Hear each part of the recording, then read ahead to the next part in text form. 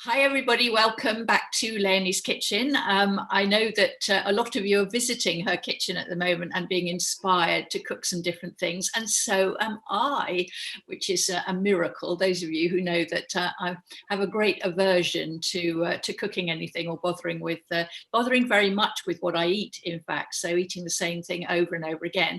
And I'm happy to say that, as I promised last week, I did make the ratatouille and mince, which was delicious. I made enough for 2 meals, so that was good. And then on Saturday afternoon, I decided to have a go at the banana chocolate ice cream, just using 1 banana and a little bit of cocoa powder that I happen to have. And it was delicious, really, really nice. So thank you, Leonie, for inspiring me in that way.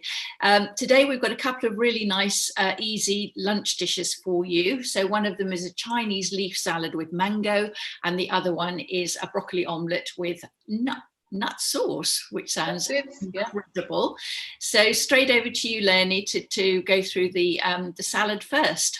Yeah, welcome to the Eatwright kitchen, where we are preparing some lovely dishes today.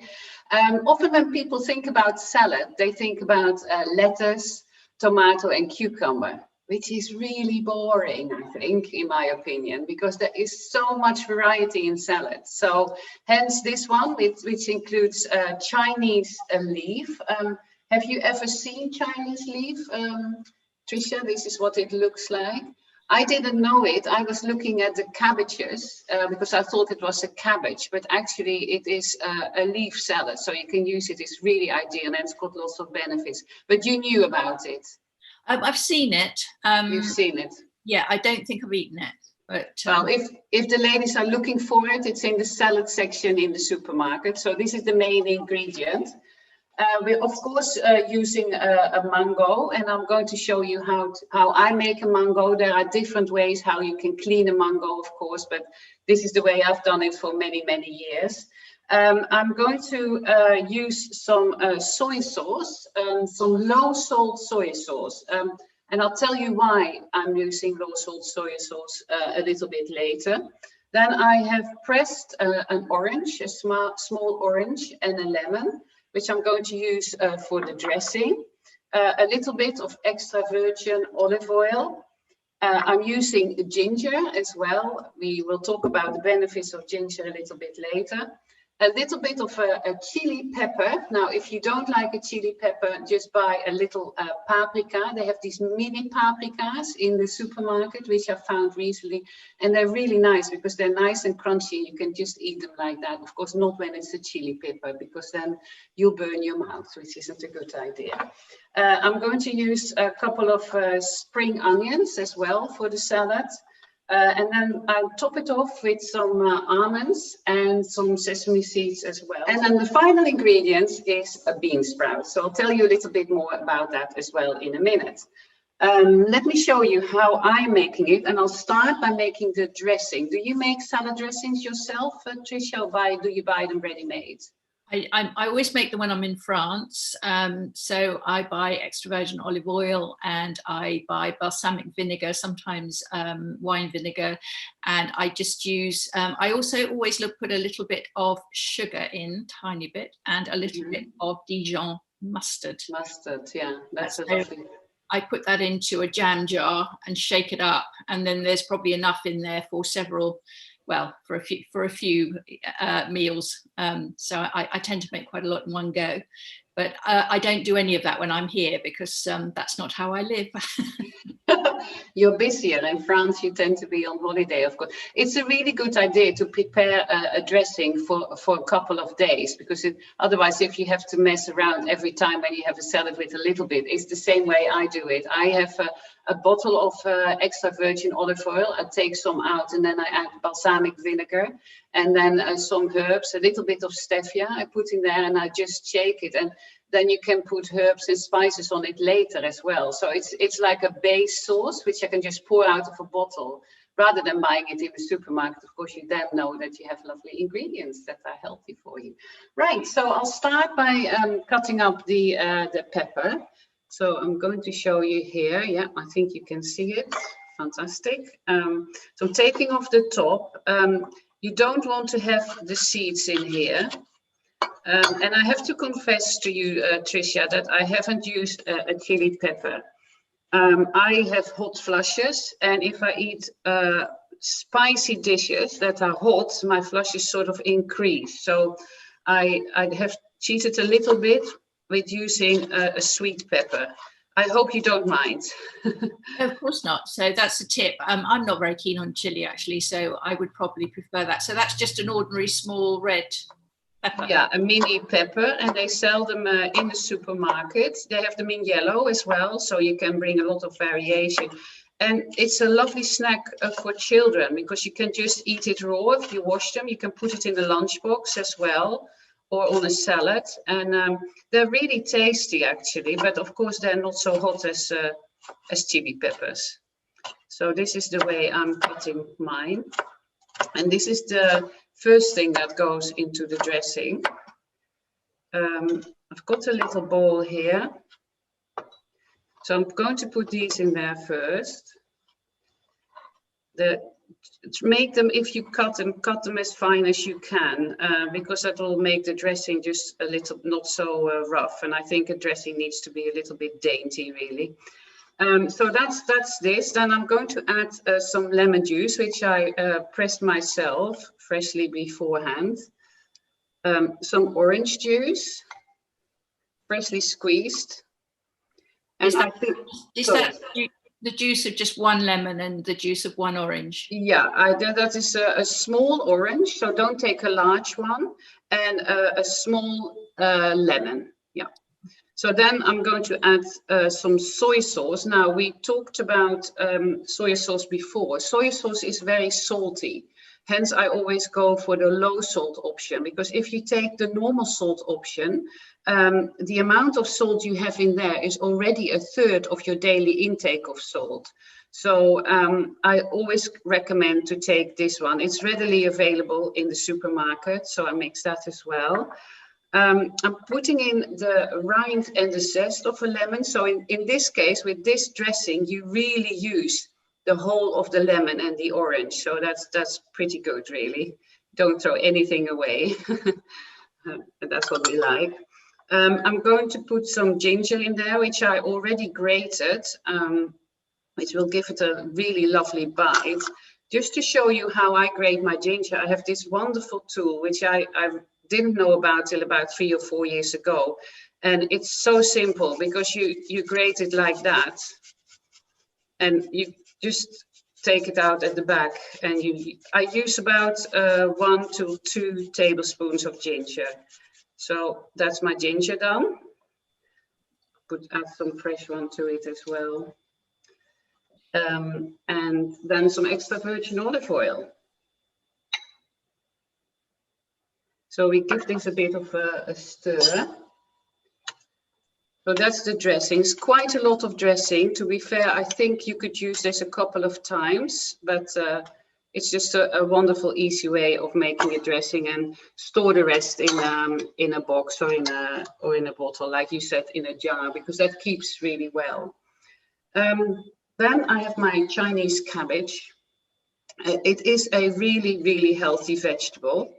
This Chinese leaf cabbage is also called a Napa cabbage, and it's very sweet, crunchy, and also it tastes a little bit like celery. And they are part of the brassica family, which is the same family to which Brussels sprouts, kale, and cabbage belong to. And the advantage of this cabbage is that it is very low in calories, and a great antioxidant, full of fiber, so very good for the gut, but also folic acid, which can prevent neurological diseases. Full of vitamin C, vitamin K for our bones and for our brain, calcium, so it's a really, really good vegetable or salad leaf to use. So I'm just going to cut this in half, because for this recipe, I'm just using half of it. Let me get my bowl. And what you do is you cut out the middle bit, because that's often quite hard. Of course, I've washed the cabbage beforehand.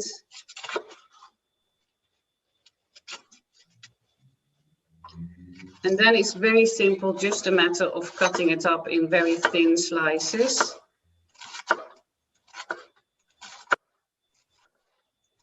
It's just something different than normal lettuce, and a bit more tasty. Yeah, I mean, lettuce, generally speaking, is a very boring thing, isn't it?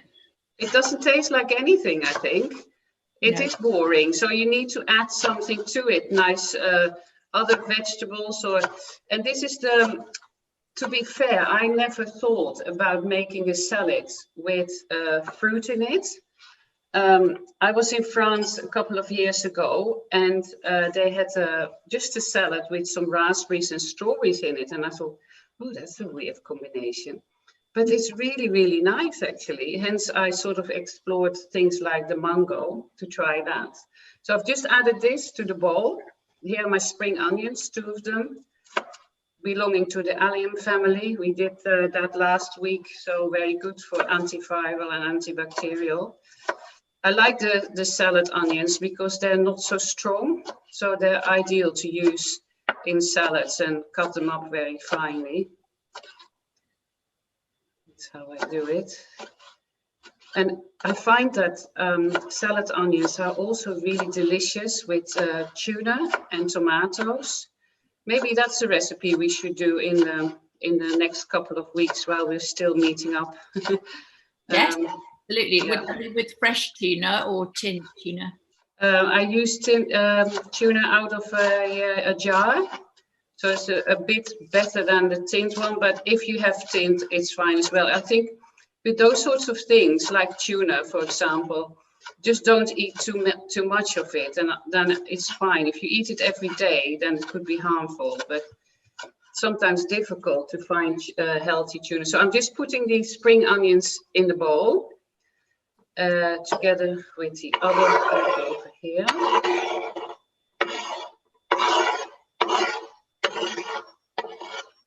Right. And then I have my mango. Now, the mango, as I said, you can prepare in different ways. What I tend to do is I tend to peel my mango first. How do you clean your mango, Tricia? Well, I tend to cut them in half because they've got this massive stone, haven't they? They do, yeah. Yeah, and then when I've got it away from the stone, I cut it into squares inside the skin, and then flip it back, so all the squares are sticking out the top of the skin, a bit like a hedgehog, and then I cut the squares off. Yeah, that is one way of doing it. I researched it, and I do it is my way. So maybe this is a different way. It might be a little bit messier, but I start by peeling off the skin of the mango with a potato peeler. This is how I was taught many years ago. But I came across that method that you have just mentioned as well. I have not tried it, so I didn't feel very confident about doing it on camera. I love mango, by the way, and it's such a good fruit. It's full of vitamin, and it's low in calories as well, so it's fantastic. And it gives the salads just a little bit of a different bite, doesn't it? Oh yes, I mean mango is absolutely delicious. I think it has to be quite ripe. It's not very nice when it isn't ripe, but it's like anything. It's like avocado or whatever. If it's not fully ripe, it's quite tasteless. But as soon as it ripens, it's actually juicy and tasty. So yeah, what I find is sometimes it's difficult to establish when is a mango ripe or when is an avocado ripe. Last week I did a cooking demonstration, and fortunately it wasn't live. But I cut the mango in half, and it was brown on the inside. And you never know, do you, when you buy fruit like that? You can feel it, but anyhow, this mango seems to be okay. So what I do is I lay it on this sort of flattish side, and I cut up till the stone. So slightly different way than you do it. So I feel the stone. Now go on the side, of course, that's the easy bit. And then I cut up again up till the stone, till here.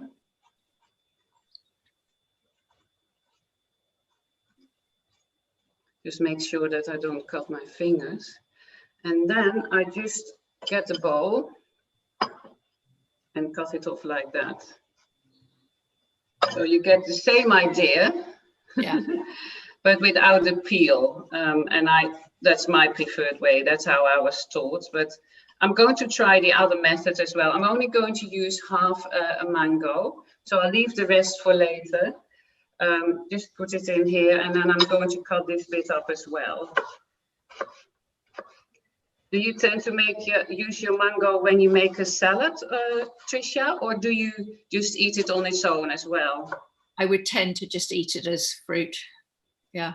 Yeah, now I'm going to ask you a question. Do you buy the ready-made cut-up mango from the supermarket? No. No. Unusually for me, even I am not so lazy that I buy ready cut. I'm very impressed. I thought that might be might be the case, but I'm very impressed, Tricia. Right, so we just mix this up, make it into a lovely looking dish. Right, that's one.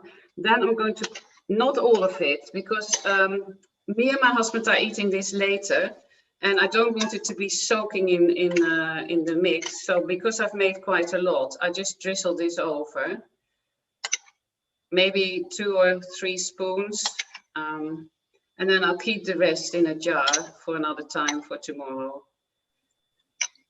Okay, then I have some nuts, some almonds, which I can drizzle over as well. Almonds are really good, full of protein, and of course good for the brain. Some sesame seeds, and I'm going to top it off with a little bit of coriander. So it gives it a little bit of a Chinese, Indonesian hint. And the 2 recipes that we have chosen today are a bit Chinese or Indonesian based. As you know, I come from Holland. And we had a lot of people from Indonesia that lived in Holland, and there's some lovely restaurants there as well. So, like the Indians here, there's a lot of Indonesian people in Holland. So then I'm finally using my bean sprouts and top it off with a little bit of that. And there you have it. Where did you get those bean sprouts, Leonie? Are they in the supermarket? Oh, absolutely. They're in the supermarket. They're readily available. You can put them in a salad. You can put them in a Chinese dish. You can use them for lots of things. And of course, it's the sprouts of the beans, as you can see here. You can see the bean, and it's just the sprouting. And there's a lot of vitamins and goodness in that because the whole seed has not grown to its full potential. So it's very healthy for you and very fresh as well. So Leonie, that's obviously vegetarian because there's absolutely no, eggs, meat, cheese, fish or anything in it. But is it also vegan? Would it count as vegan? Absolutely vegan, because there is nothing of an animal in here.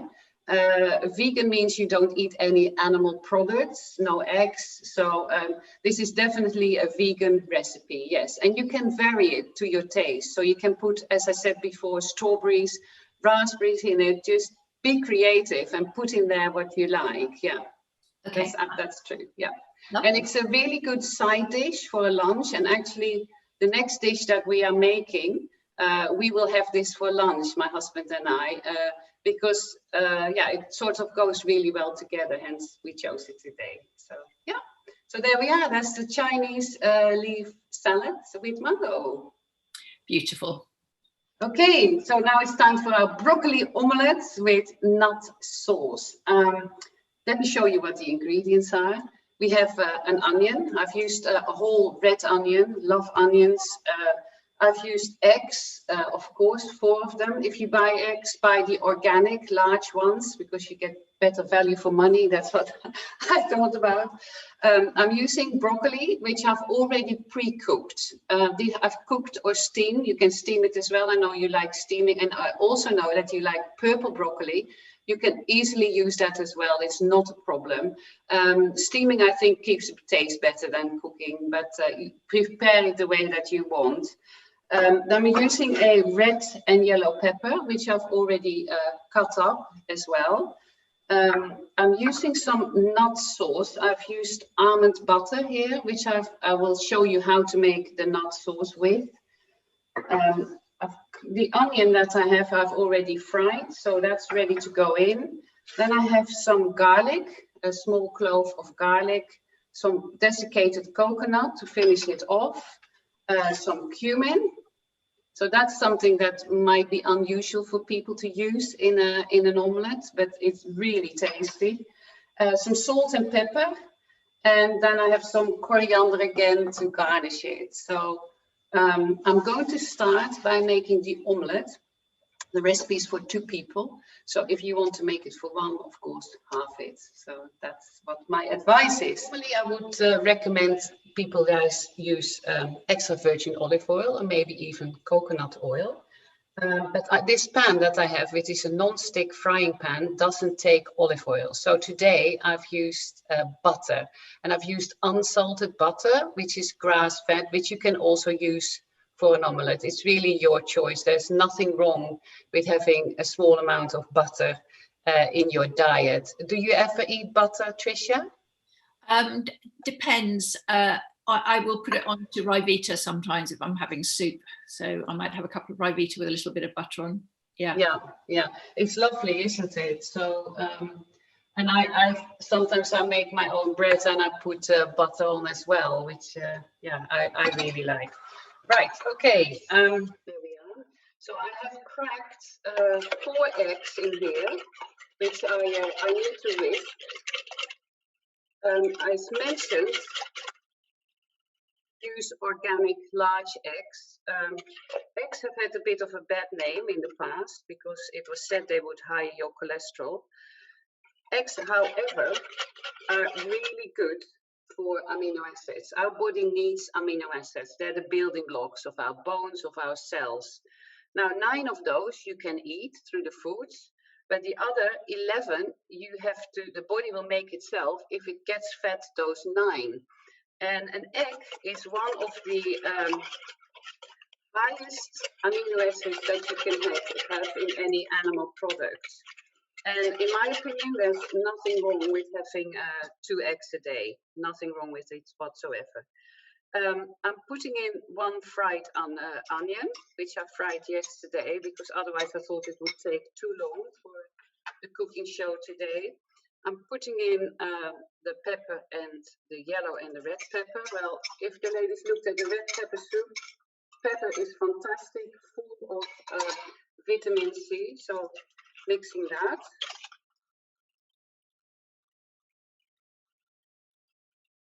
Okay, then I'm having the cumin seeds. This is ground cumin. Put that in there as well. Then some salt and pepper. First of all, some pepper. Salt. I think you know what salt I'm using. Don't need to say that anymore, the Himalayan salt.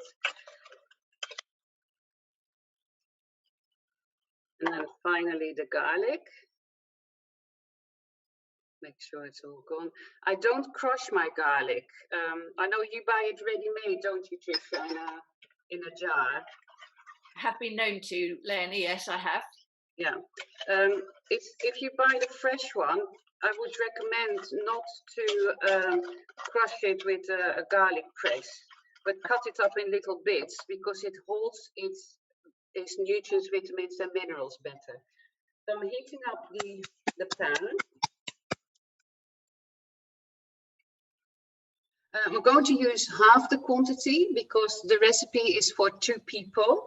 And I'll fry the first omelette and then you can show how it's done. And then I'll fry the second one later for myself. So make sure the butter is nice and hot.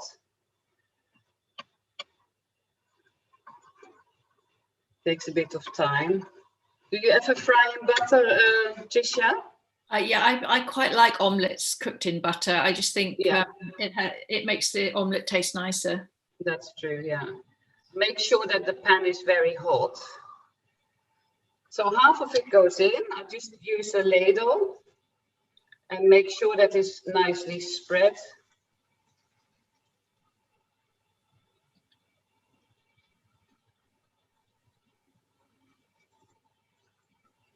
Do you eat a lot of omelettes, Tricia? I do, yes. I say a lot. In fact, I had one for my lunch the other day, which I made with courgette and peppers, but it was more like a frittata. So I've been experimenting with frittatas, and so I put it in the oven for 20 minutes with the egg on top. So it wasn't really an omelette; it was more of a frittata, but it was absolutely delicious. You can make this as a frittata as well. I mean, it's entirely up to you. I called it an omelette, but if you put this mixture in an oven-proof dish, it is easily be made into a frittata. And I always think when you make a frittata, it's really nice because it reminds me of a quiche, and I don't want to have the pastry, so a frittata is sort of, I have the feeling, okay, that's fine, I'm having a quiche today. So yeah, that's what I like about it. Right, I'm just going to make sure that the egg is soft on the top, of course.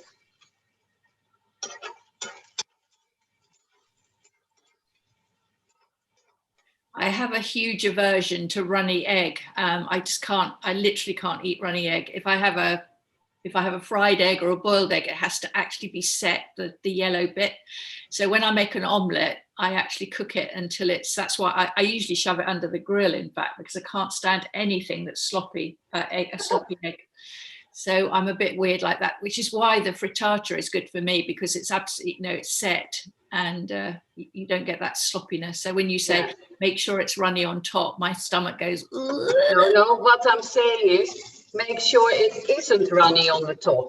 Oh, I thought you said no, you won't, because you want the bottom of the omelette, you want to have it cooked, and then you want to make sure that it's not runny on the top, because you're going to fry it on the other side. Oh, wow. What you can also do, I mean, if you have the grill on, that's another way of doing this.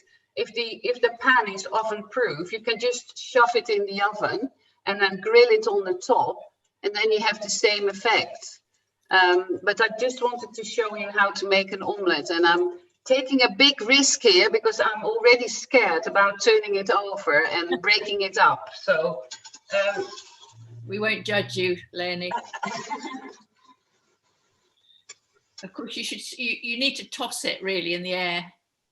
Oh no, don't put me under more pressure, please. Right.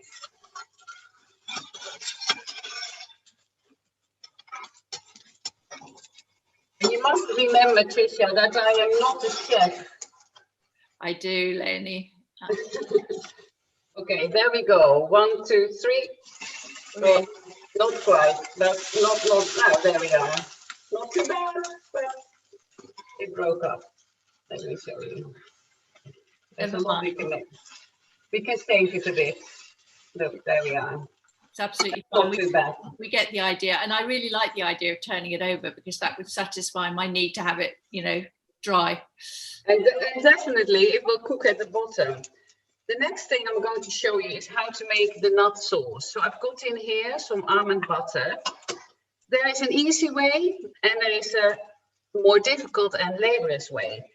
So if you want to make your own nut sauce, I can send the recipe to you, Tricia, and you can look at it and say, oh no, that's not for me. So the easy way out is just to get a nut butter, any nut butter you fancy. I prefer almond or hazelnut, or even, well, cashew I wouldn't recommend, but occasionally peanut butter as well.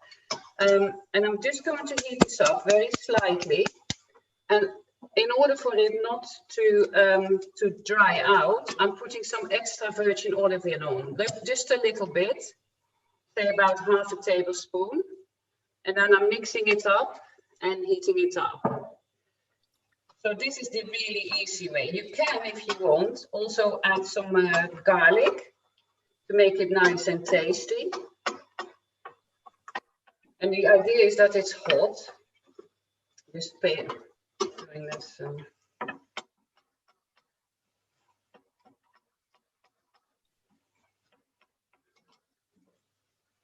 I love actually would you use sauce. That? Sorry. I was going to say, would you could you use that sauce with other things? Absolutely, you can use it with whatever dish you fancy. I put it on, in Holland, where I come from, we love chips, and we have chip shops. Not like here, not fish and chips, but only chips, and then other little snacks. And it's really nice on chips, not that I eat a lot of chips, but you can put it on a salad as well. It goes really good with Asian dishes. If the dishes are hot, then you can put it on the side as well. And you have to be careful though that it doesn't burn. So you need to keep stirring it. While I'm talking to you, I start to smell it. So, but yeah, it's very, very versatile as well. Yeah, right. The omelette is now ready and the sauce is warm. So I'm going to get a plate. And I'm sorry that the omelette has not come in as a whole, but yeah, that's how it is sometimes. My mum always used to say, you can't everything as a whole anyhow, so that's sort of my excuse. So I'm going to put some of the broccoli on it, just to decorate it. And you must imagine that this is warm, so it's really nice and warm. And then I put some sauce on the top.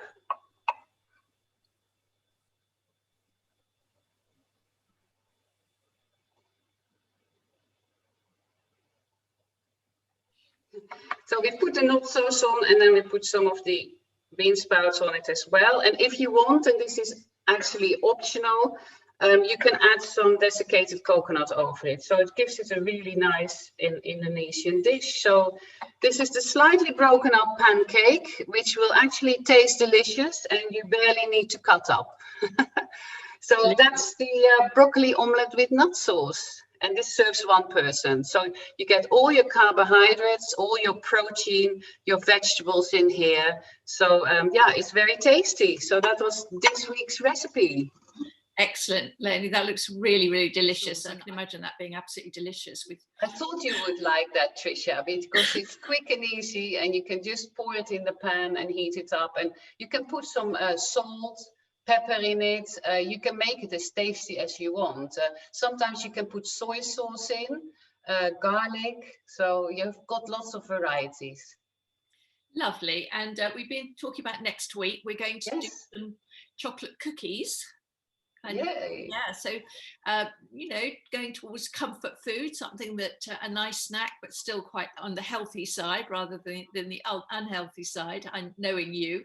And what was the other thing that we discussed that we might? We are going to make a ricotta lasagna. Wow, a ricotta lasagna, that sounds absolutely delicious. So Leonie, thank you so much for today. Very inspirational as always, and we'll look forward to seeing you next week for some something nice and comforting to eat, especially chocolate cookies, which sound... Yeah, I know you like chocolate, Tricia. I do, absolutely. And I've just bought myself a big bag of organic cacao powder. Oh yeah, proper stuff. So I'm all equipped now for the okay. Okay, I just wanted to mention for the ladies who've got the recipe book, if they want to look it up on the recipe book, it's pages 96 and 75. So that saves you going around in the book.